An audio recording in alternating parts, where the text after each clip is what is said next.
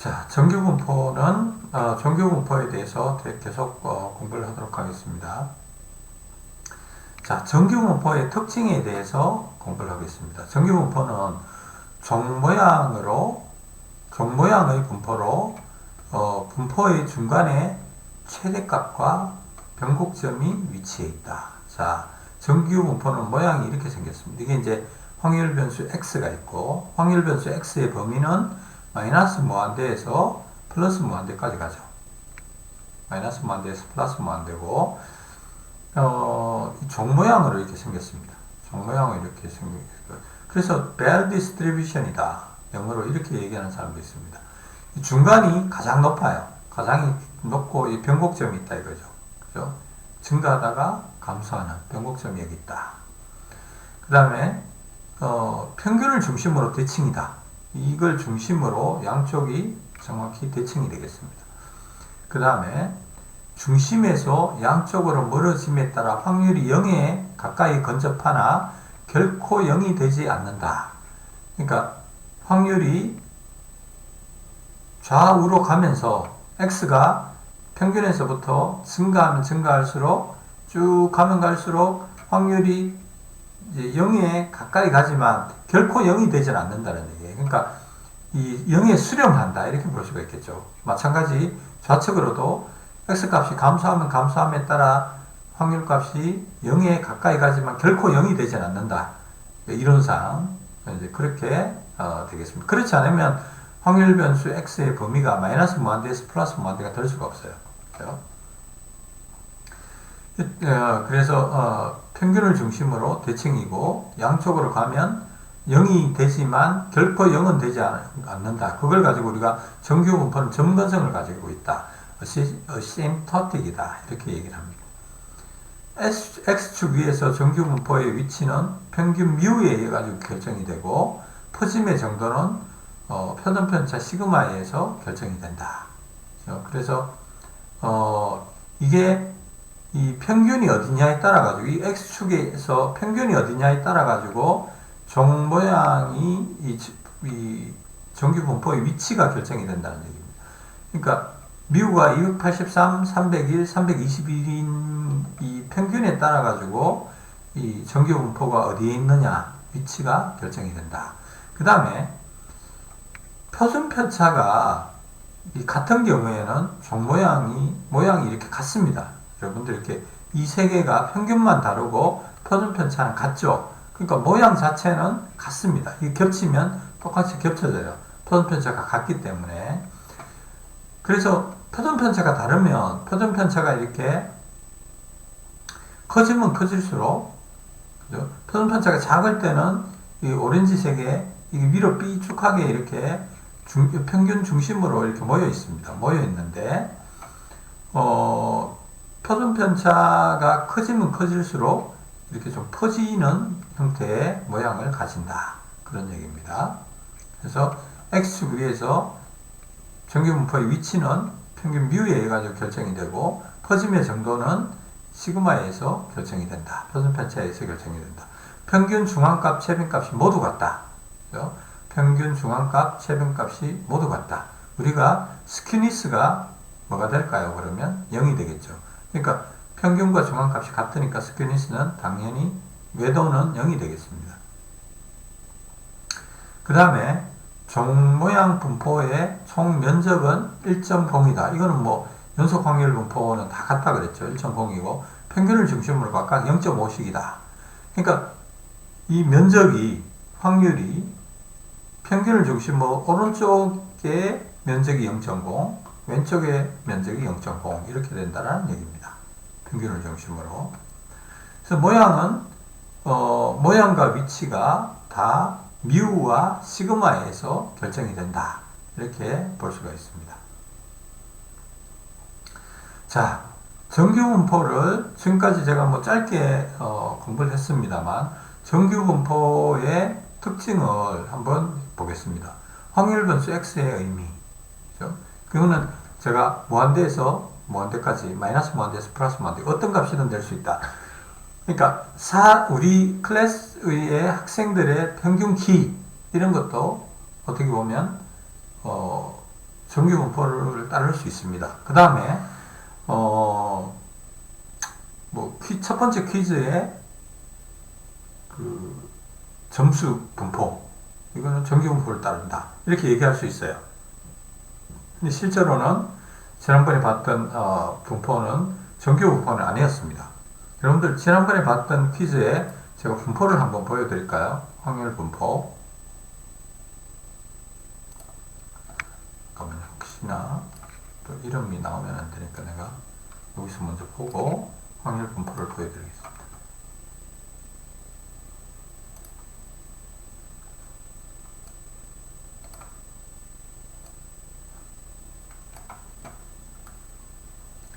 자, 여러분들 이게 첫 번째 퀴즈에 확률, 처음에 4번 문제에서 사실 좀 많은 학생들이 틀렸는데 4번 문제가 좀 잘못되는 바람에 4번 문제를 다 맞다라고 이렇게 고치고 나니까 이런 분포 모양이 됐어요.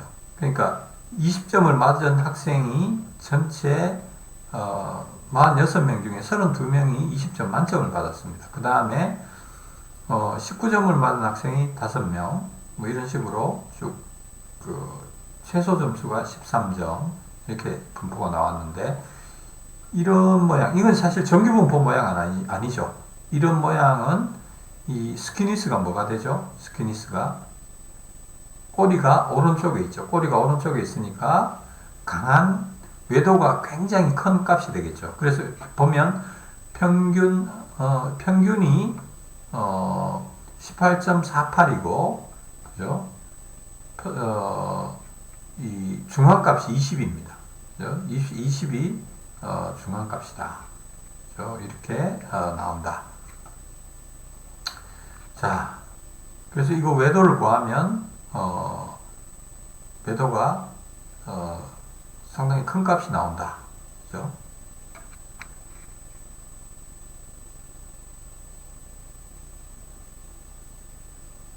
자, 그 다음에 그래서 어쨌든 확률 변수 x가 가질 수 있는 값의 의미는 정규 분포의 확률 변수 x는 어떤 값이든 가질 수가 있습니다. 그다음 범위는 뭐냐? 범위는 마이너스 무한대에서 플러스 무한대. 근데 약간 정규 분포의 단점이 있어요. 실제로 정규 분포가 사실 많이 사용이 되는데, 예를 들어 가지고 우리 학생들의 키의 평균 키를 정규 분포를 따른다라고 이렇게 가정을 하고 뭘 해도 계산해도 큰 문제가 없는데, 그런데 사실 학생 키는 마이너스가 될 수 없잖아요. 심지어 130 이하로 내려갈 수가 없죠, 키가. 그런데 또 불구하고 사실 실제로 이제 정규 분포의 확률 변수 x의 범위는 마이너스 무한대에서 플러스 무한대니까 아주 작지만 어떤 확률을 가진다는 그거 자체가 약간 이제 정규 분포의 단점이라고 할 수 있습니다. 그래서 그게 너무 좀 많이 벗어나는 경우에는, 그런 가정이 너무 많이 벗어나는 경우에는 정규 분포를 사용할 수가 없습니다. 확률 분포 함수는 아까 배웠죠. 굉장히 복잡하다. 그 다음에 주어진 값이 뭐냐? 파라미터가 뭐냐? 아까 파라미터가 평균과 시그마, 그죠? 평균과 표준편차 분산이 주어져 있다라고 얘기를 했죠. 그 다음 평균과 분산이 주어져 있으니까 알고 있는 거. 그래서 우리가 정규 분포에 대해서는 이제 이 정도 수준으로 이해를 한다. 모양이나 이런 것들 앞에서 공부를 했고요. 그 다음에 정규 분포에 대해 가지고 굉장히 중요한 사항들이 새로 나온 게 여기 있습니다.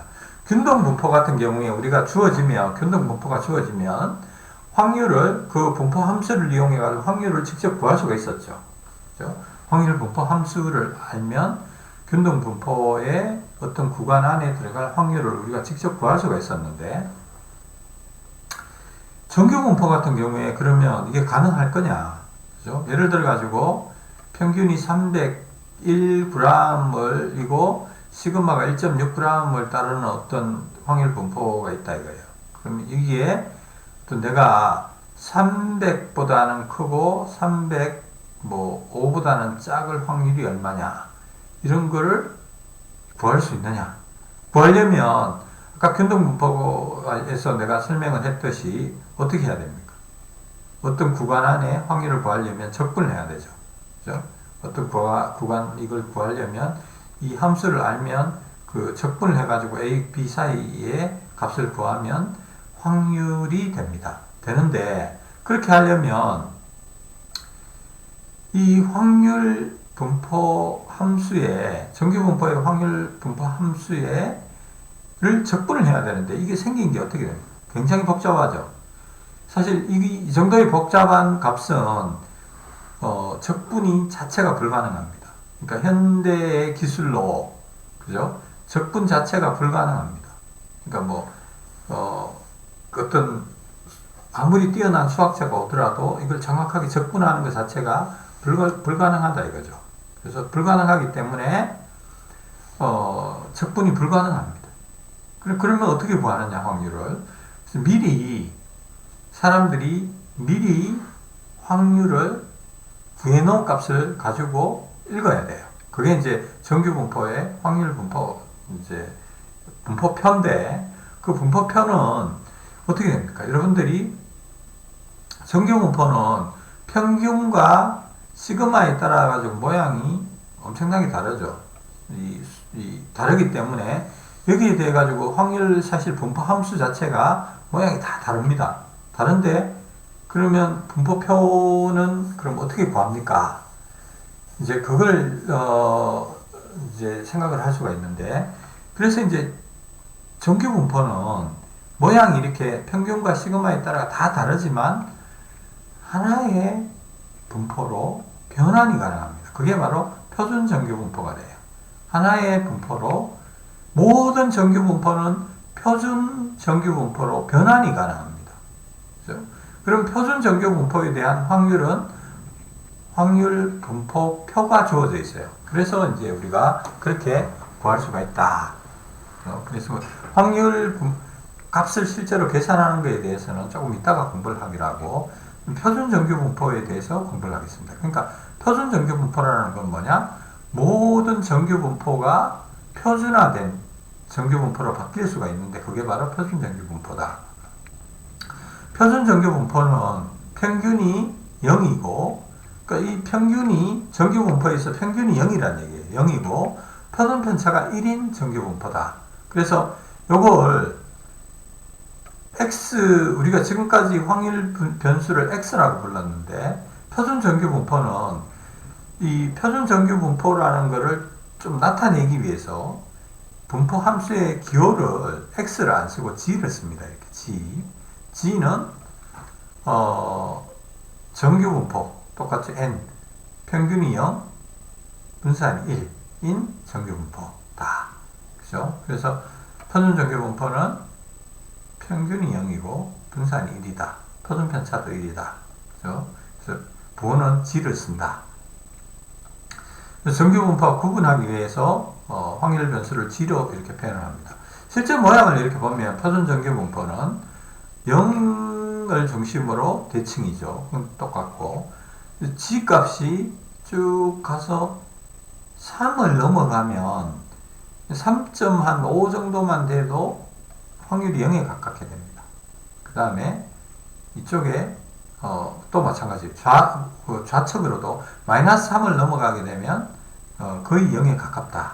이렇게 볼 수가 있습니다. 그러니까 예를 들어 가지고 이제 이게 표준 정규 분포의 확률 분포 함수니까 예를 들어 가지고 4와 4.1 사이에 있을 확률 그걸 구하면 4와 4에 있는 값 포인트에서의 어떤 값은 확률은 0이라고 그랬죠. 0이고 당연히 4와 5 사이에 있을 마이너스 4와 마이너스 5 사이의 확률 이런 것도 0이 된다는 얘기예요. 이게 그러니까 거의 3.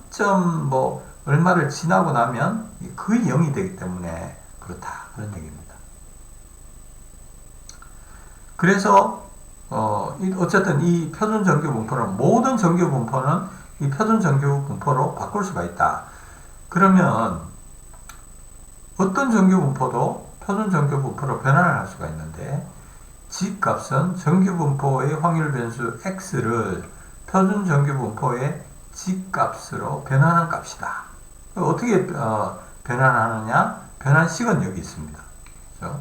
변환하는 값은 어떤 값에서 평균까지의 거리를 표준편차로 나누는 거다. 그러니까 평균이 이렇게 있습니다. 평균에서 어떤 값에서 평균을 빼면 그 x가 평균에서 얼마나 떨어져 있느냐 그걸 나타내겠죠. 그게 나타내고 이게 만약에 x가 평균보다 더 크면 g값은 0보다 크게 되겠죠. x가 더 크면 이쪽으로 가고 x가 0보다 μ보다 작으면 평균보다 작으면 왼쪽으로 가겠죠.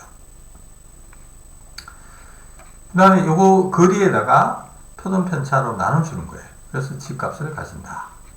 표준정규분포의 확률은 표준정규분포표로 주어져 있습니다. 그러면 여러분들이 이런 생각을 할 수 있죠. 표준정규분포의 확률분포 함수는 어떻게 생겼습니까? 내가 참고로 이 정규분포의 확률분포 함수를 제가 이렇게 아까 보여드렸는데 이거하고 비슷하게 생겼어요. 알 필요도 없습니다. 표준정규분포의 확률분포 함수는 또 알 필요도 없어요. 이것도 역시 접근하기가 굉장히 어려워요. 복잡합니다. 충분히 복잡하다. 그래서 이거 알 필요가 없다. 그죠? 알 필요가 없고 단지 표준정규분포의 확률은 확률표로부터 확률을 읽을 수가 있다. 이렇게 이해를 하고 넘어가면 되겠습니다. 자, 교과서마다 다양한 표준정규분포가 주어져 있습니다. 표준정규분포가 주어져 있는데 우리 교재의 표준정규분포표는 우리 교과서 맨 마지막 페이지에 있습니다. 맨 마지막 페이지에 있는데 그게 어떻게 생겼는지 제가 보여드리겠습니다. 자, 우리 교과서에 이렇게 생긴 표준정규분포표가 주어져 있어요. 주어져 있는데 자, 이걸 여러분 보시면 이게 이제 g값이고, 그죠? g값이고 표준정규분포 모양은 이렇게 생겼습니다. 생겼고 이제 요 0에서부터 표준정규분포의 평균은 0이고 표준편차는 1이니까 0에서부터 이렇게 표시되고 여기에 확률값이 이렇게 표시가 되어 있습니다. 그 얘기는 어떤 이제 확률분포표에 이렇게 표시가 되어 있으면 이쪽 왼쪽에 있는 확률 값은 주어져 있지 않고 오른쪽에 있는 확률 값만 주어져 있다. 이렇게 생각하시면 돼요. 이렇게 생각하시면 되고 그 다음에 자 다시 우리가 슬라이드로 넘어가도록 하겠습니다. 슬라이드로 돌아가서 자 이게 이제 표준정규분포표가 이렇게 있습니다. 있는데 이 연속확률분포 같은 경우에 어떤 한 포인트에서 확률은 항상 0이라 그랬죠. 0이니까 그거는 어떤 값으로 주어질 수가 없습니다. 없고 그래서 이제 누적 확률이 주어져 있습니다. 누적 확률. 그러니까 좌측에서부터 예를 들어 가지고 어떤 g 값이 여기 있다고 가정을 하겠습니다. g 값이 여기 있다라고 가정을 하겠습니다. 그러니까 제가 임의로 어떤 g 값이 여기 있고 이 g값은 여러분들 g0라고 가정을 하겠습니다. g0 이렇게 가정을 했을 때 이 g0의 확률은 표에서 주어진 게 실제로 누적 확률 이게 g값이 이 g0에 대한 누적 확률은 좌측에서부터 누적 확률 이걸 이제 다 적분한 이 영역의 값 이 영역의 값을 표로 주어지는 겁니다. 그죠? 그래서 g가 만약에 예를 들어 가지고 g가 좀 더 좌측에 있다 이거예요. 그죠? 이 g0가 예를 들어 가지고 이쪽에 와 있다. 그러면 어떤 영역이 되느냐? 바로 요 영역, 요 확률이 되겠죠. 그래서 이게 우리가 g0라는 어떤 값이라 g상의 어떤 값이라고 가정을 하면 항상 누적 확률이 확률 분포표에 주어져 있다. 이렇게 이해를 하시면 되겠습니다. 그래서 여기에 주어진 이 값은 누적 확률이다. 그럼 누적 확률이면 그러면 우리가 구하고자 하는 어떤 값은 이 연속 확률 분포에서의 어떤 값은 항상 주어진 구간에 대한 확률을 구하는 거거든요. 그러니까 누적 확률을 알면 어떤 확률이든지 여러분들이 구할 수가 있습니다. 구할 수가 있는데, 자, 다시 이제 교과서의 내용으로 돌아가서, 그죠? 표준 정규 분포의 G값의 범위는 이것도 정규 분포이기 때문에 G값이 마이너스 무한대에서 플러스 무한대입니다. 있는데, 표준 정규 분포의 반쪽 누적 확률만 주어져 있다. 다시 이걸 보면 이걸 반을 잘라가지고 이쪽은 주어져 있지 않고 이쪽만 주겠다 이런 얘기예요. 이쪽만. 그런데 이제 좀 있으면 배우겠지만 반쪽만 알아도 나머지를 다 우리가 알 수가 있습니다. 알 수가 있기 때문에 반쪽만 주어져 있어도 돼요. 그래서 여기서 만약에 G가 0보다 크면 이 쭉 가죠. 오른쪽으로 G값이 0에서부터 쭉 커지겠죠. 그러면 G가 예를 들어 가지고 1.96일 때 0.2 확률이 누적 확률이 0.4750이다. 이걸 다 전체 면적이 0.5가 되겠죠. 0.5고 이쪽이 0.5도 되는 거고. 그래서 어떤 G값에 대해 가지고 나온 확률은 누적 확률이다. 이렇게 생각을 하시면 되겠습니다. 자, 그래서 예를 들어 가지고 G에 0.5 예를 들어가 G에 G가 뭐 1. 예를 들어 가지고 1이라고 가정을 해봅시다. 1.1에 대한 확률은 뭐냐? 1.1에 대한 확률은 자, 다시 한번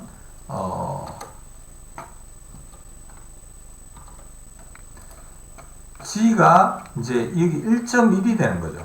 이 G가 1.1이 되는 어떤 포인트에서 이게 1.1이라고 가정합시다. 1.1에 해당되는 뭐가 주어져 있느냐? 이 왼쪽 값은 아니고 실제로 이 표에 주어져 있는 값은 요 값만 주어져 있다.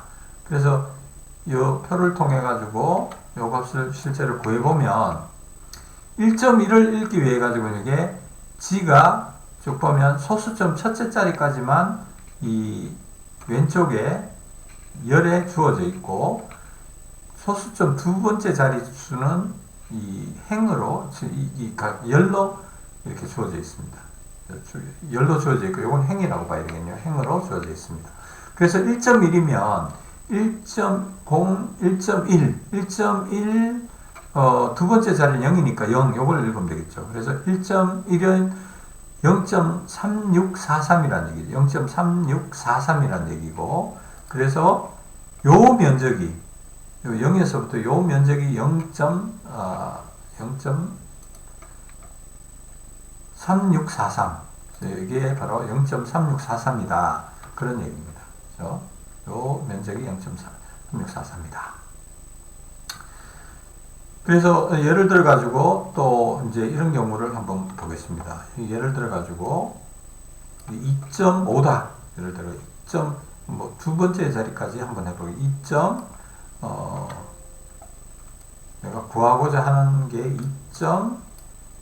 2.12다. 2.12에 해당되는 G값의 확률을 구하고 싶다. 그러면 그게 의미하는 바는 이 면적을 의미하는 거죠. 이 면적. 이 면적이 바로 G 1.12. 그러니까 확률 함수로 표현을 하자면 이렇게 되겠죠. 확률은 이 G 값은 이제 표준 정규 분포를 따르는데 0보다는 크고, 이게 평균이 0이니까요. 0보다는 크고 1.12보다는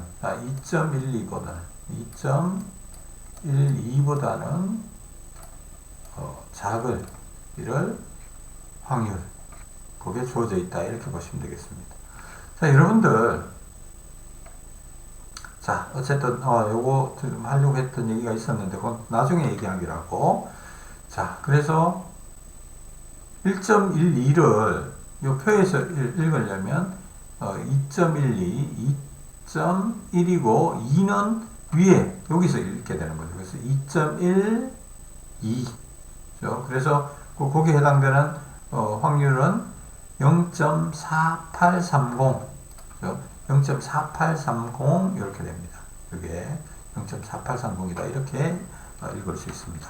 자, 그 다음에 표준 정교 분포에 반쪽 누적 확률만 주어져 있고, 그 다음에 G가 0보다는 크고 3.09까지만 주어져 있습니다. 자, 이 표준 정교 분포표를 보면 가장 큰 값이 3.09에 해당이 되고, 그때 확률은 0.4990이 됩니다. 그러니까 거의 0.5에 가깝죠. 그러니까 3.0 G 값이 3.09만 돼도 이 거의 대부분을, 반쪽의 대부분을 차지한다는 얘기예요. 그죠? 그래서 그 이상은 뭐 0이다 이렇게 생각하면 됩니다. 우리는. 그래서 예를 들어 가지고 G가 3.09보다 더 클 확률은 0이다. 이렇게 가정을 하시면 돼요. 표준 정교 분포는 대칭임을 활용하면 모든 확률을 읽을 수 있다. 자, 이제 확률을 한번 읽어보도록 하겠습니다. 확률을 G가 3.09보다 클 확률, 그죠? G가 3.09보다 더 클 확률. 그러니까 이 G의 3.09는 아까 오른쪽에 있었죠. 오른쪽에 있었는데 3.09보다 큰 값은 어떻게 구할 수가 있을까요? 여기서 보면 G의 3.09 값이 0.499죠. 그러니까 0.5 빼기 0.499 하면 0.001이 되겠죠. 0.00, 0이 3개 붙고 1. 그죠? 그러니까 그런 값은 0이다. 우리가 그냥 쉽게 말해서 그냥 0이다. 이렇게 가정을 해도 되는 겁니다. 그죠? 이게 우리가 그냥 0으로 가정을 한다. 반대로 이쪽, 왼쪽도 마찬가지예요. 왼쪽도 대칭이니까 G가 3.09보다, 마이너스 3.09보다 더 작을 확률. 그러니까 완전히 이쪽 왼쪽에 3.09보다 더 작을 확률, 그것도 0이다 이렇게 보시면 되고, 그 다음에 G가 3.09보다 더 작을 확률, 3.09보다 작을 확률, G가 3.09보다 작을 확률은 이 반쪽의 확률이 주어져 있기 때문에 이건 0.5다 이렇게 보시면 돼요. 근데 실제로 실제로는 뭐하고 같으냐? 이거는 그러니까 편의상 이거는 실제로는 1.0이에요. 이거는 제가 그냥 여러분들 요 표 내에서 설명을 하려고 하니까 0.5인데 이게 1.0하고 같습니다. 이거는 1.0하고 같고 뭐가 0.5냐? 그러니까 실제로 0.5라고 표현할 수 있는 거는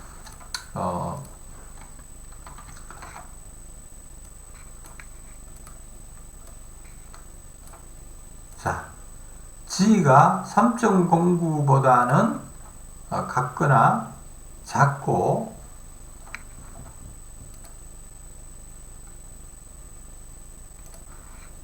(0보다는) 클 확률, 0보다는 클 확률, 이게 바로 0.5가 된다는 거죠. 0.5가 된다. 이게 0.5가 된다. 그러니까 G가 3.09보다는 작고 0보다는 크고, 이 값이 바로 그냥 대략 0.5가 된다. 우리는 이렇게 가정을 한다는 거예요. 그죠? 요 값은 실제로 1.0입니다. 반대로 요것도 마찬가지예요. 요것도 3.09보다 G가 더 클 확률, 마이너스 3.09보다 더 클 확률은 1.0으로 우리가 간주를 하는 거고, 이건 1.0으로 간주를 하는 거고, 그죠? 정확하게 표현을 하자면 이렇게 되는 거죠. 어떤 게 G 값이 마이너스 3.09보다는 작고,